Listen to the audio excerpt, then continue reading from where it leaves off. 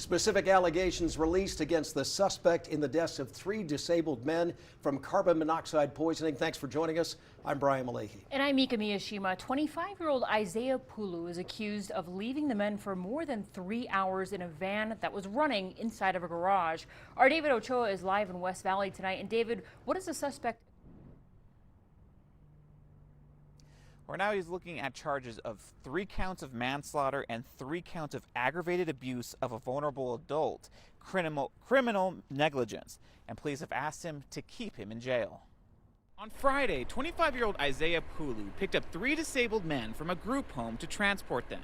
They were 22-year-old Mosa'ati Moa, 25-year-old Colton Moser, and 39-year-old Tim Jones.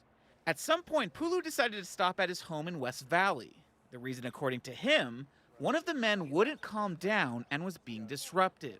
He then left all 3 men for 3.5 hours in the running van in the garage and went to go eat and watch TV. He found all 3 men in the vehicle deceased.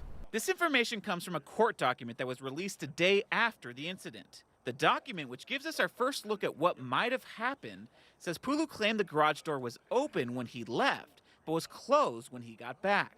A few hours after it happened, Nate Cripps with the Disability Law Center told 2 News they'll be paying attention as more information gets released. As we learn more information, we would absolutely want to investigate and see, what exactly happened and what could be done to prevent something like this in the future. Cripps wondered if the men's disabilities kept them from being able to escape the van. All we know is what Pulu told police, that 2 of the victims were nonverbal and the 3rd was known to fight people. Regardless, Cripps and others called the incident horrific and a tragedy. Now, Cripps said there's still some answers left, or some questions left unanswered, and that's still true a day later, such as, what disabilities the men had, what company Pulu worked for, and how this all happened to begin with. Reporting live here in West Valley, David Ochoa, KUTV 2 News.